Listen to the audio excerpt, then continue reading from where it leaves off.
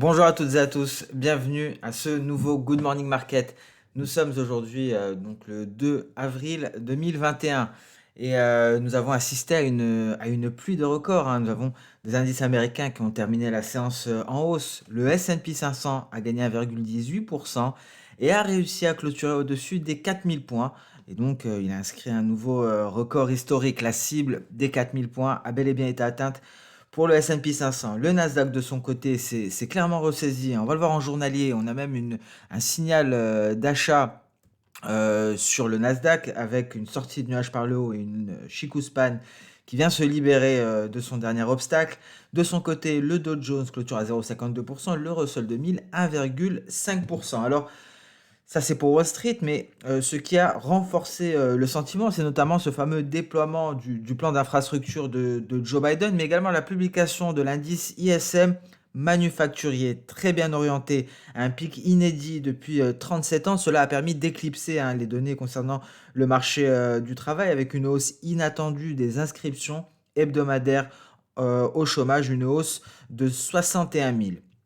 On notera au niveau des actions, hein, cette progression de 2,5% de Microsoft après l'annonce que l'armée américaine avait commandé plus de 120 000 appareils qui sont basés sur son casque de réalité augmentée HoloLens. Et c'est un contrat qui s'élève à 21,9 milliards de dollars sur 10 ans. Donc belle progression de Microsoft à plus de 2,5%. Sur le vieux continent, des records également, et on le voit ici, record pour le DAX, record pour le CAC 40. Tout d'abord, c'est l'indice PMI Market qui a soutenu le sentiment sur le vieux continent en faisant état d'une forte augmentation de l'activité manufacturière dans la zone euro pour le mois de mars. Et donc la croissance de l'industrie manufacturière en France a été revue à la hausse. Je vous rappelle que c'est des révisions, hein, et la croissance de l'industrie allemande a été confirmée à un niveau record. On notera tout de même, hein, que nous allons entrer, nous en France, dans un troisième confinement national, même si on ne cite pas ce terme pour qualifier ces restrictions. Les écoles seront fermées pendant au moins 3 semaines, et cela n'empêche pas le CAC 40 d'aller chercher un nouveau record historique et d'effacer toute la baisse due à la pandémie, hein. Je vous rappelle qu'on avait un certain retard à ce niveau-là. Le DAX l'avait déjà fait, avait marqué plusieurs records historiques. Le CAC 40 restait bloqué sous les précédents records, mais maintenant c'est chose faite. Enfin, nous sommes sur des records historiques concernant le CAC 40. Alors, à noter également le marché pétrolier. Voilà, donc nous avions cette réunion du cartel des pays membres de l'OPEP et leurs alliés. Alors finalement, c'est assez inattendu, comme quoi on ne peut jamais anticiper la décision des pays membres de l'OPEP, hein. On ne peut jamais anticiper l'inattendu. Ce qui a été convenu, c'est une augmentation progressive de la production. Et donc la production sera augmentée de 350 000 barils par jour en mai, puis de 350 000 barils par jour en juin, et enfin 440 000 barils par jour en juillet. Alors l'Arabie Saoudite ne semble pas satisfaite de cette décision, et donc l'Arabie Saoudite pourrait stopper justement cette réduction volontaire d'1 million de barils par jour, et donc Riyad pourrait remettre sur le marché ces 1 million de barils par jour très prochainement.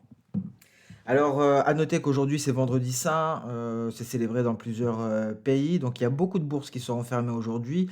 La liquidité devrait être réduite, mais on aura quand même droit à notre chiffre du NFP, comme chaque premier vendredi du mois, étant donné que aux États-Unis, certaines agences fédérales continuent de fonctionner aujourd'hui, et donc le ministère du Travail en fait partie, et il publiera le NFP comme d'habitude.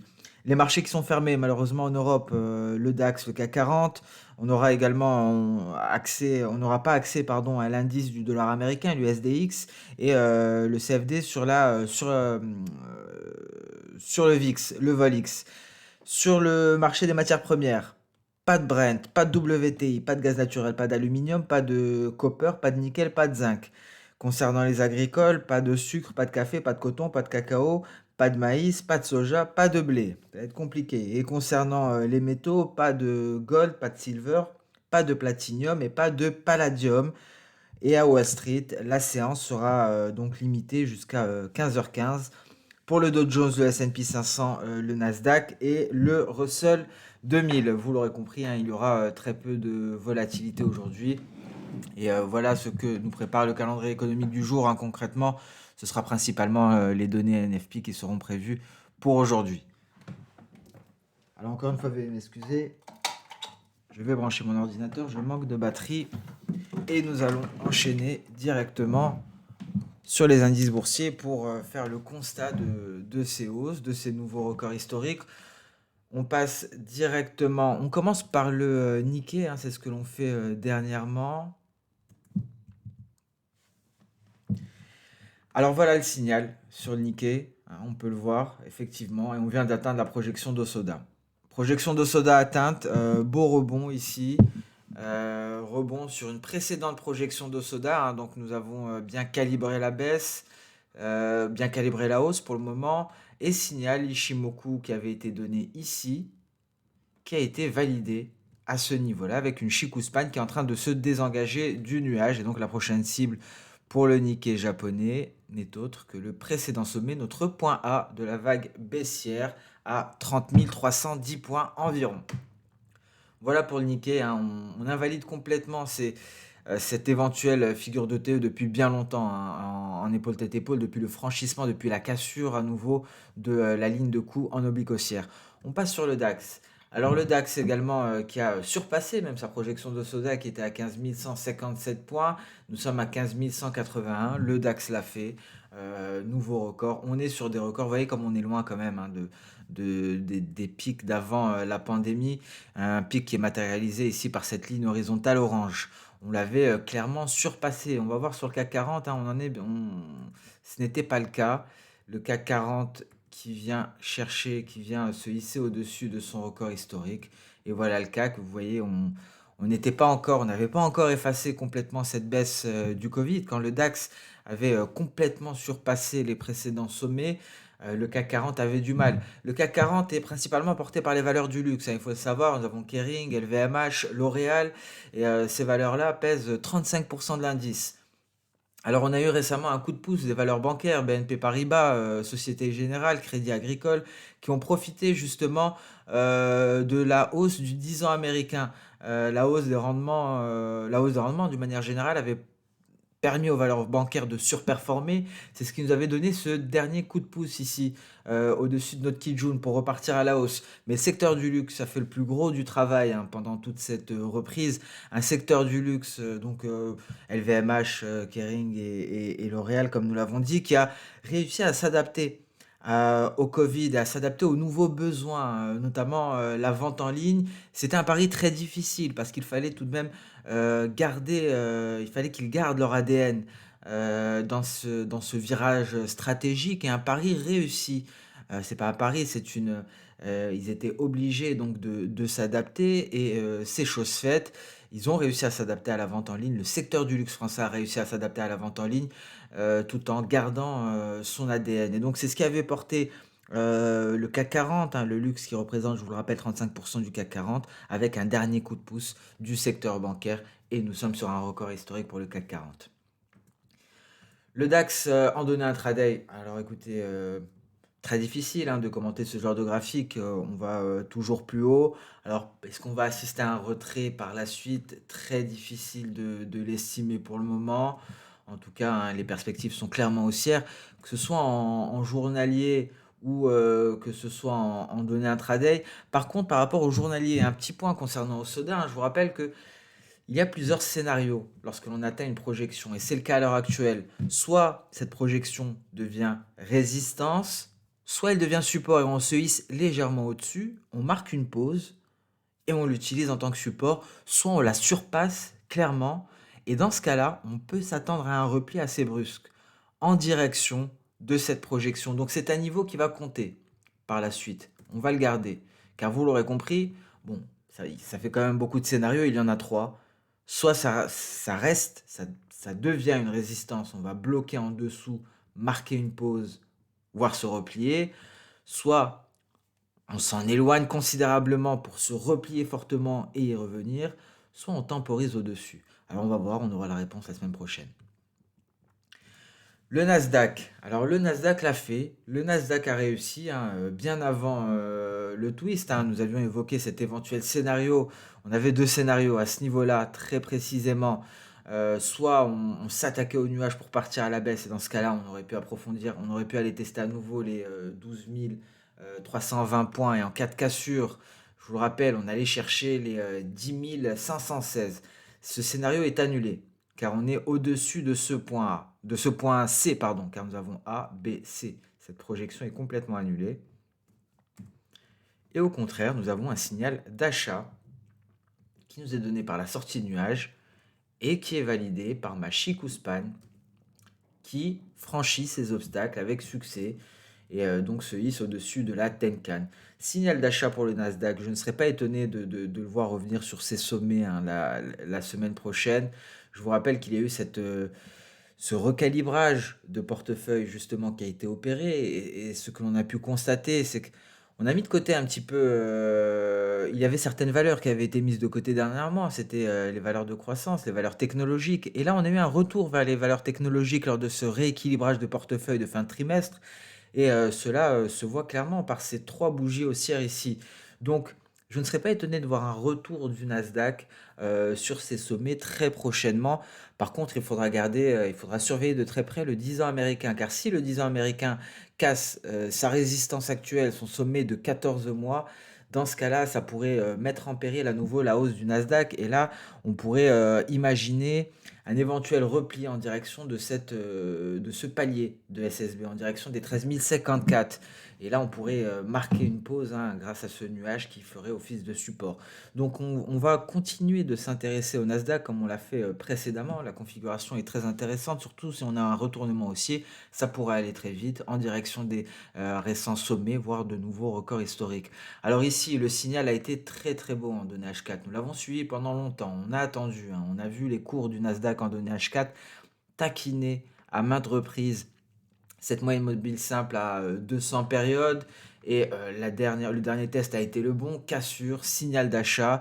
Comme espéré, on a marqué une pause à chaque précédent creux. On le voit ici. On marque une pause à ce niveau-là. On repart à la hausse. On marque une pause à ce niveau-là. On repart à la hausse. Et actuellement, nous sommes aux alentours de ce niveau-là.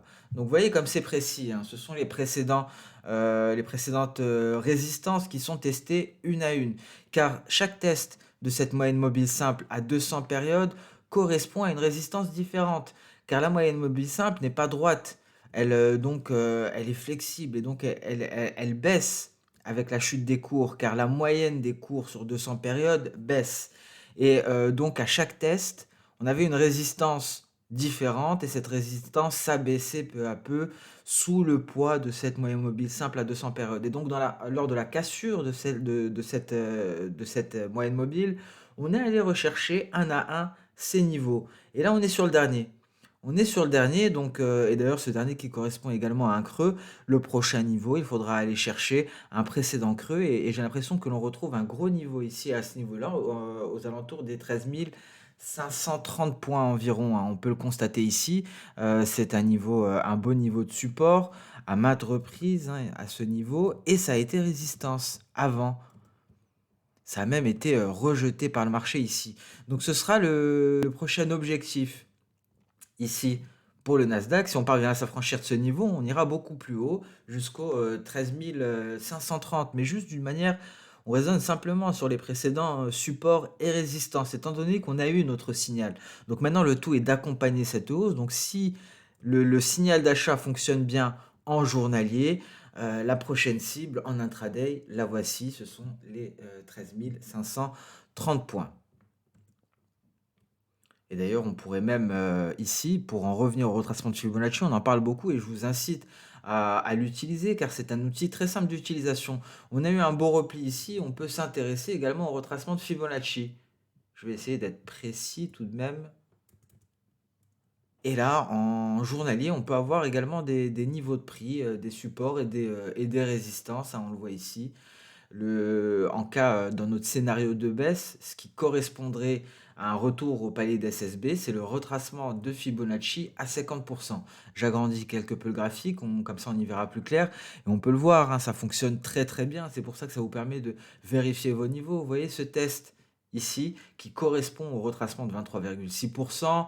On peut voir que la sortie de nuage est un signal très fort parce que c'est le franchissement des 61,8%. C'est l'un des retracements, si ce n'est le retracement le plus important parmi tous. Donc c'est un réel signal. Et ici, on retrouve une cible à 13 530 points. Et ce sont nos 13 530 que l'on a justement en H4. Donc vous voyez le raisonnement ici, ça vient me confirmer ma vision intraday. La vision journalière le confirme.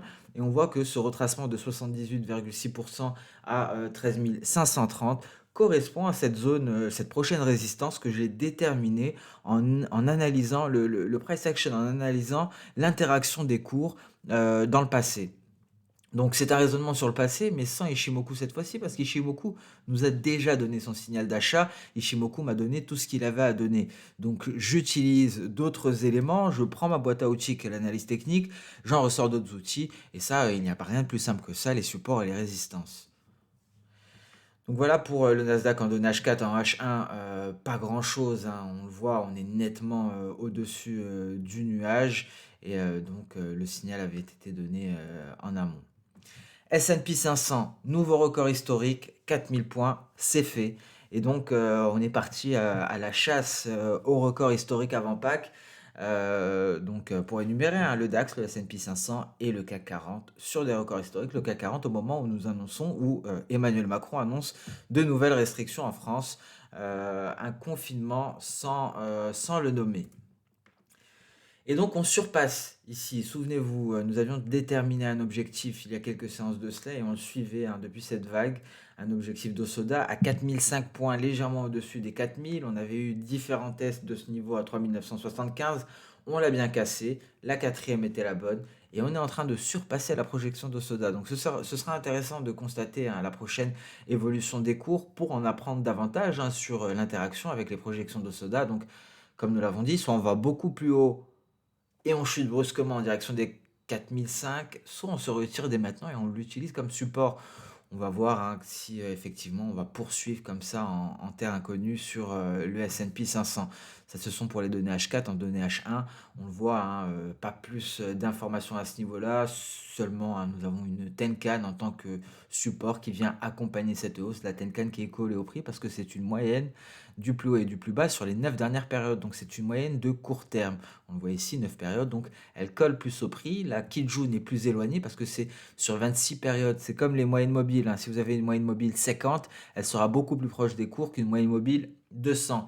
Plus on prend en compte de périodes pour une moyenne, que ce soit une moyenne mobile ou une moyenne de points extrêmes, plus cette moyenne sera éloignée.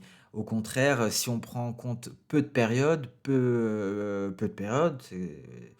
et donc dans ce cas-là, la moyenne en question sera très rapprochée des cours. C'est pour ça que la Tenkan colle beaucoup plus aux cours que la Kijun.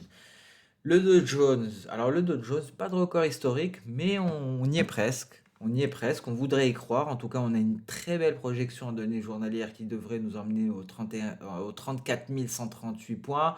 On parvient à se maintenir au-dessus des 33 000 points. Alors, est-ce que le Dow Jones va le faire? Pour le moment, pas de signe de faiblesse. On est en train de consolider sous des records. En données H4, on le voit, on a un beau support ici qui a bel et bien été défendu. C'était une précédente résistance que l'on voit ici. C'est à présent un support. On tient bon. On a une projection de soda de court terme, une projection courte à 33 260 points environ, donc bien avant la projection de long terme. Donc on a des objectifs pour le Dow Jones, des objectifs qui devraient être atteints normalement. Je vois qu'il y a un nuage relativement épais qui pourrait contenir toute baisse suite à la cassure des 32 880 points. en données H1 ici, hein. On est au-dessus de tout élément avec une Tenkan comme support. Donc, vous l'aurez compris, des indices américains très bien orientés. On a énormément de records historiques, que ce soit à Wall Street ou en Europe. Et donc, un sentiment qui est réellement renforcé, que ce soit par le plan d'infrastructure aux États-Unis, malgré des inscriptions hebdomadaires au chômage décevantes, ou que ce soit en Europe avec des données concernant des révisions concernant l'industrie manufacturière très encourageantes, que ce soit en France ou en Allemagne. Et là, on laisse de côté concrètement la pandémie, malgré une situation plutôt critique. Mais attention, si la pandémie venait à s'aggraver davantage, on pourrait constater une faiblesse des indices en Europe. Le Russell 2000 également est en train d'escalader. On l'avait dit hier, on constatait une certaine marge de manœuvre, même si on marque le pas à 2260 pour le moment. La Chikuspan a encore un peu d'espace et pourrait continuer sa progression. On a une projection d'Osoda assez élevée à 2356 points. Le Bitcoin. Alors, je me posais la question ce matin, je me disais qu'effectivement, on pourrait assister à plus de volatilité sur le Bitcoin ce week-end, hein. Il y aura peut-être plus de mouvements et ça pourrait être un week-end idéal pour de nouveaux records historiques. Alors ce n'est qu'une hypothèse de ma part. En tout cas, le Bitcoin tient bon. On est aux portes des 60 000 dollars. On a testé les 60 000 dollars.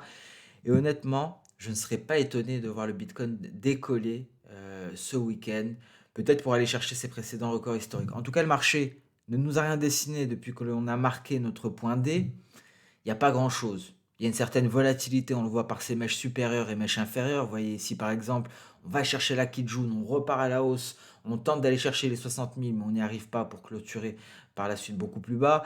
Donc pas mal de mèches, de la volatilité, mais attention à ce week-end sur le Bitcoin.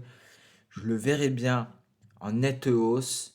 Ça pourrait être l'inverse, hein, effectivement. Ça n'a aucun fondement, ce que je suis en train de dire à l'heure actuelle, mais je me dis que ce week-end pourrait être propice à un engouement vers le Bitcoin de la part des particuliers. Donc, pas grand-chose à dire malheureusement pour le moment. On garde en tête ce support majeur que l'on a suivi depuis très longtemps. C'était un palier de Kijun, souvenez-vous, c'était notre point de repère, notre boussole. C'est à nouveau un palier de Kijun, 57 315 dollars. Un passage en dessous serait un premier signal d'alerte, mais quand même, hein, gardons un œil sur le nuage, gardons un œil sur le futur. Et le nuage est vraiment épais à ce niveau-là. Donc il faudrait vraiment quelque chose, un catalyseur baissier pour imaginer un franchissement de ce nuage pour aller chercher à nouveau les 53 000 dollars environ. Pour le moment, on en est loin. Donc c'est pour ça que j'ai un réel biais haussier pour le moment sur le Bitcoin. Peut-être ce week-end, à voir. Peut-être dès mardi, je ne sais pas. Mais en tout cas, je le vois plus de retour sur ses records historiques que l'inverse, qu'une baisse brusque du Bitcoin. On passe à présent sur les matières premières. Et vous voyez comme ce test a été précis, on repart à la hausse pour le gold. Et c'est assez impressionnant, hein, ce double bottom. On est en train de se hisser aux alentours des 1730 dollars l'once pour aller chercher, souvenez-vous, on l'a détaillé hier, la ligne de coup de notre figure en double bottom, en double creux. Ici, ligne de coup aux alentours des 1750 dollars l'once, qui pourrait nous projeter éventuellement en cas de cassure des 1750 à 1817. C'est l'objectif théorique en reportant la profondeur du double creux à partir de la ligne de coup, et ça correspond à un palier d'SSB. Mais bon, d'un point de vue journalier, ce qui quand même me laisse perplexe à ce niveau-là, c'est ce nuage. Il faudrait l'intégrer. Il faudrait casser la borne supérieure sur canal baissier et on se verrait freiné par la SSB ici. Donc il faut quand même une intégration du nuage et une cassure de la borne inférieure, de la borne supérieure du canal baissier. Donc c'est ce qui me laisse douter quelque peu. Donc éventuellement, en cas de réalisation de l'objectif, le billet vert devra très certainement jouer un rôle majeur, hein. Je pense que cela viendra du billet vert si ce scénario venait à se réaliser. En tout cas, c'est très propre en intraday. Alors je dézoome, hein, pour voir un peu la situation et on est de retour effectivement sur le nuage. On est de retour sur cette zone que l'on avait encadrée la veille. On a pris appui sur ce retracement externe car on est au-dessus des 100 à 127,2% et on est juste à côté de notre nuage H4 et un franchissement de ce nuage nous donnera un signal instantané parce que au moment où les cours vont sortir du nuage par le haut, ça correspondra à une Chikuspan qui se désengage également du nuage, donc à suivre. Le silver également, lui par contre, il est nez à nez avec son nuage à l'heure actuelle, aux portes des 25 dollars, donc on pourrait assister à une certaine difficulté. C'est un gros niveau de résistance en plus, hein, on le voit ici. Ces niveaux qui ont été, les niveaux qui ont été encadrés en jaune, ça a été un gros support et c'est à présent une résistance que l'on appelle, souvenez-vous, une inversion de polarité. Le pétrole. Alors le pétrole, hein, finalement, voilà pourquoi il fallait s'en éloigner. De toute façon, on le voit, hein, de par ces bougies journalières. On a alterné pratiquement, hein, ici on le voit, bougie rouge, bougie verte x2, bougie rouge x2 et bougie verte à présent. Donc vraiment, c'est assez compliqué, hein, le pétrole dernièrement. D'où ma mise en garde, hein, il y a quelques séances. On rebondit sur le nuage à l'heure actuelle en données journalières sur le pétrole WTI, peut-être en direction des 62,60. L'OPEP a tablé donc pour une augmentation de la production. Alors c'est un jeu risqué. C'est un jeu très risqué au vu de la progression de la pandémie. D'un point de vue fondamental, les fondamentaux plaident pour une baisse. D'un point de vue technique, ça plaide pour une hausse. On voit un nuage qui tient bon. Et si on casse la Kijun, ça vient confirmer une éventuelle hausse du pétrole. Mais ça pourrait paraître assez aberrant d'un point de vue fondamental, surtout avec un éventuel retour des 1 million de barils par jour de Riyad, de l'Arabie Saoudite. Donc ça paraît assez aberrant. Donc je pense que mieux vaut rester prudent, mieux vaut attendre de voir la situation technique en début de semaine prochaine, parce que les fondamentaux plaident clairement pour un repli avec un retour de l'offre, donc une réduction du déficit et une éventuelle et des difficultés d'un point de vue de la demande, avec une baisse de la mobilité en Europe, avec des nouvelles restrictions qui sont annoncées, qui sont appliquées dans de nombreux pays européens, avec d'un point de vue global, d'un point de vue mondial, un rebond de la pandémie, hein. Et d'ailleurs, j'ai publié il y a 2 jours de cela sur Twitter un graphique qui montre la situation globale de la pandémie de coronavirus. On a un net rebond. On a un net rebond et la situation est extrêmement grave, hein, au Brésil. Donc voilà, il faut faire très attention au pétrole, je pense, encore pour le moment. D'un point de vue intraday, on sort du nuage par le haut, mais ça ne nous indique pas grand-chose, car effectivement, sorti avec pullback sur le haut du nuage, mais une Chikuspan qui est bien loin de se désengager. Donc je ne serais pas étonné de voir un repli considérable pour aller chercher les précédents creux aux alentours des 57,30. Donc il faut rester prudent, très prudent sur le pétrole WT. En 2H1, on a pourtant un signal d'achat qui a été validé par la Chikuspan, mais une grosse faiblesse de nuage. La Chikuspan pourrait repartir à la baisse. Donc la situation technique est trouble pour le moment. Ici, on tient bon en weekly sur le Brent, on tient bon la Tenkan, on n'est pas allé chercher les 78,6% d'un point de vue journalier, hein, pareil, on a un nuage qui agit en tant que support, mais on voit quand même, hein, une potentielle figure en ETE, elle n'est pas très belle effectivement, mais comme je dis souvent, elle a le mérite d'exister et elle pourrait nous entraîner sous le nuage et justement ce support des 63 dollars pour le Brent pourrait devenir une résistance après un repli considérable.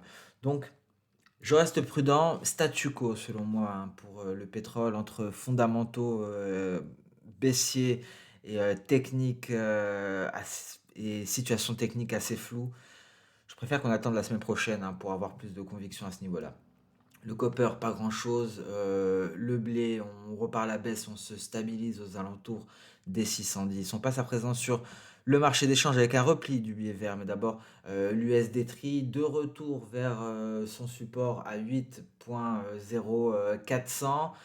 Alors ici, j'ai du mal à avoir une projection de soda avec ce gap qui n'a pas été comblé dans son intégralité. Donc, je garde seulement mes retracements de Fibonacci pour le moment. On est sur un gros support, c'est un palier d'SSB, on le voit ici, c'était également un support précédemment lors de la précédente baisse, hein, ce qui nous a permis un rebond avant de nous écraser et de réintégrer le nuage. Donc on garde un œil sur l'USD Tri.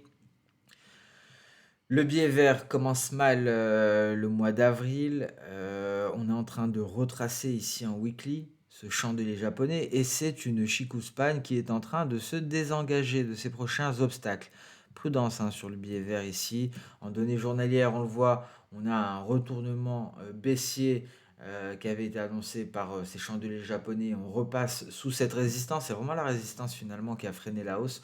On n'est pas allé jusqu'à la projection de Soda, une projection de Soda qui reste d'actualité tant qu'on est au-dessus de la Tenkan, hein. Grosso modo, il faut rester au-dessus du point B. Donc voilà, pour le moment, le biais vert marque une pause et cela permet à l'euro-dollar de se hisser au-dessus d'un 17,80. Mais est-ce qu'on va réussir à maintenir cette dynamique? Attention au NFP qui pourrait créer une certaine volatilité. L'USD-Yen également marque une pause face à la faiblesse du biais vert. Pas grand-chose sur l'AUD-USD. L'AUD-NZD pourrait nous donner un signal qui pourrait être confirmé très rapidement. On gardera un œil dessus la semaine prochaine. GBP-USD en données journalières. Contact de Kijun, on est dans le nuage. Pas grand-chose ces dernières séances sur le câble. GBP-CHF, après avoir franchi la résistance, on a légèrement retracé à présent. On marque une pause. L'objectif n'est toujours pas atteint. Et on le voit ici, la pause du dollar américain, l'USD-CHF, après avoir atteint sa résistance. Donc c'est très intéressant de voir le dollar index en données journalières ici, qui se replie face à la résistance, et l'USD-CHF qui se replie face à sa résistance également. Et tous deux n'ont toujours pas atteint leur projection d'Osoda. Alors pas grand-chose pour le moment sur l'AUD Yen. Sur ce, nous allons mettre un terme à ce Good Morning Market. Alors, là, les indices sur des plus hauts, le pétrole plus prudence, le gold qui pourrait confirmer très prochainement ses perspectives haussières. C'est ce qu'il y a à retenir pour le moment. Alors, c'est un week-end prolongé. Il n'y aura pas de Good Morning Market lundi. On se retrouvera donc dès mardi. Donc, je vous souhaite un excellent week-end prolongé. Profitez bien, profitez de votre famille, reposez-vous, profitez de ce week-end de Pâques. Avant ce week-end de Pâques, il y aura la vidéo sur le marché action. On va s'intéresser à ce qui s'est passé concernant Archegos et notamment le Crédit Suisse. On va aborder le Crédit Suisse qui devrait essuyer de lourdes pertes face aux défauts d'Archegos, notamment concernant ses appels de marge et j'en passe. C'est ce que l'on va aborder justement cet après-midi. Ces déboires d'Archegos qui avaient semé un début de panique sur le secteur bancaire, un avertissement si je puis dire, et ce sera le sujet de cet après-midi concernant le marché action. Merci à toutes et à tous, merci pour votre soutien constant, votre soutien quotidien. Excellent week-end prolongé pour ceux qui ne seront pas là cet après-midi pour la vidéo action. Et donc pour cela, on se retrouve mardi matin pour le prochain Good Morning Market. Pour les autres, je vous donne rendez-vous en début d'après-midi. Au revoir.